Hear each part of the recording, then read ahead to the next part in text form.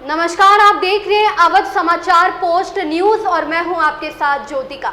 आइए रुक करते हैं खबर की ओर। रायगढ़ जिले के खरसिया विधानसभा क्षेत्र के खरसिया में राहुल गांधी ने चुनावी सभा को संबोधित करते हुए नरेंद्र मोदी और उनकी सरकार पर जमकर निशाना साधा।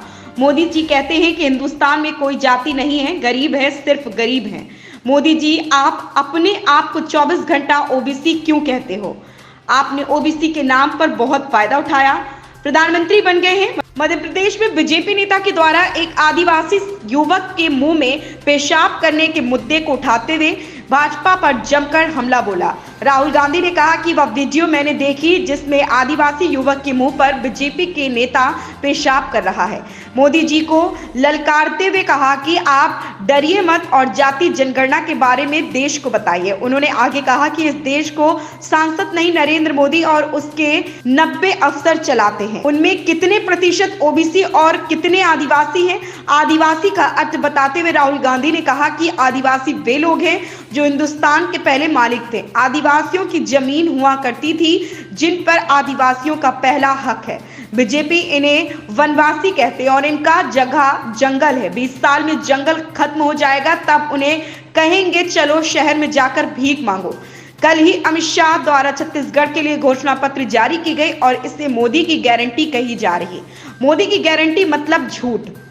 हमने धान 2500 रुपए में खरीदने को कहा और किया, अभी 2640 रुपए प्रति क्विंटल दे रहे हैं। ये किसानों के बिना मांगे दे रहे हैं। ये राशि धीरे धीरे 3000 से ज्यादा जाएगा। किसान अपना पैसा गांव में खर्च करते हैं, विदेश अमेरिका जापान में खर्च नहीं करता अडानी की तरह।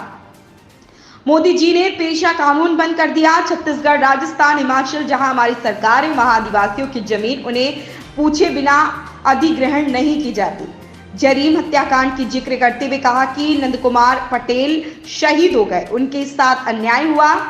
अगर वो आज जिंदा होते छत्तीसगढ़ की सीएम होते। उन्होंने चुनावी सभा को संबोधित करते हुए नंद कुमार पटेल के सुपुत्र उमेश पटेल को जिताने की अपील की। मंच पर रायगढ़, ललूंगा, धर्मजयगढ़, सारंगढ़ की प्रत्याशी भी रहे, लेकिन उनके लिए वोट नहीं मांगे जाने को लेकर चर्चा का विषय बन गया है।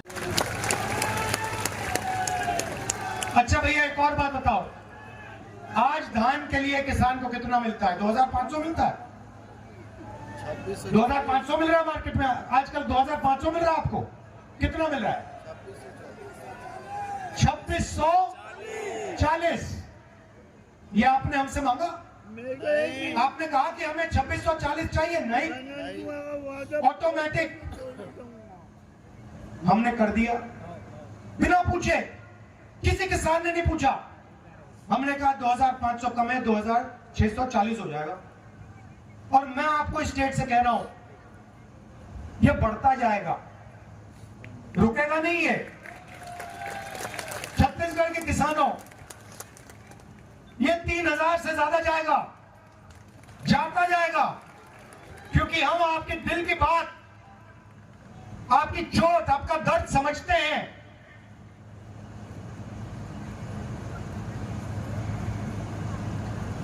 इसलिए ये बढ़ता जाएगा।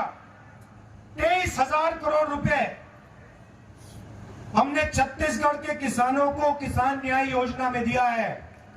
भाइयों बहनों, आपने मांगा नहीं, आपने हमें यह नहीं कहा कि 23,000 करोड़ रुपए छत्तीसगढ़ के किसान को दो। नहीं, हमने कहा नहीं भैया, हमें देना है। क्यों? मैं बताता हूं।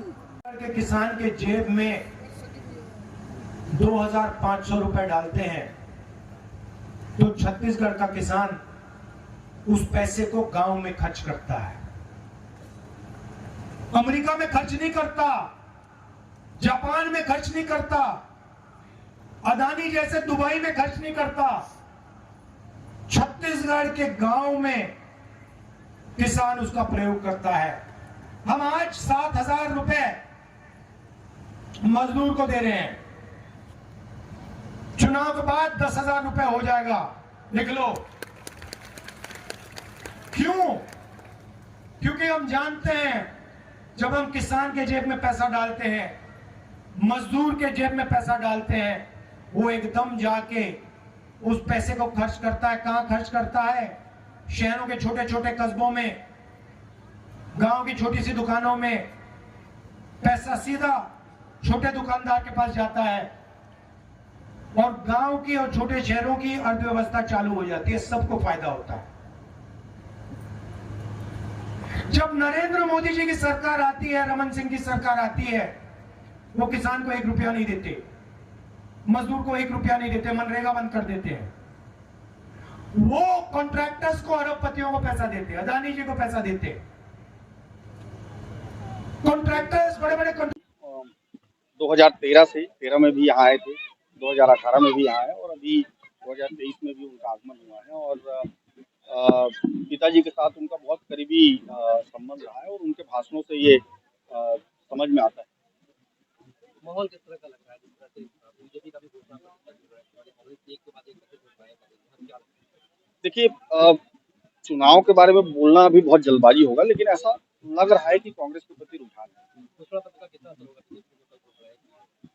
देखिए, बीजेपी के साथ एक प्रॉब्लम है कि उसने 2003 में, 2008 में और 2013 में जो वादे किए थे उसको वो पूरा करने में असफल रही और उसके कारण से मुझे लगता है कि लोगों का विश्वास कम है और कांग्रेस ने जो वादे किए थे वो पूरे किए हैं, इसलिए मुझे लगता है कि कांग्रेस के प्रति भरोसा ज्यादा है। अभी तो कांग्रेस का भी घोषणा पत्र जारी हुआ है, बहुत जल्दी आ जाएगा उसमें और बहुत सारी घोषणाएं तो हो चुकी हैं, लेकिन सारी डिटेल के साथ घोषणा पत्र नहीं।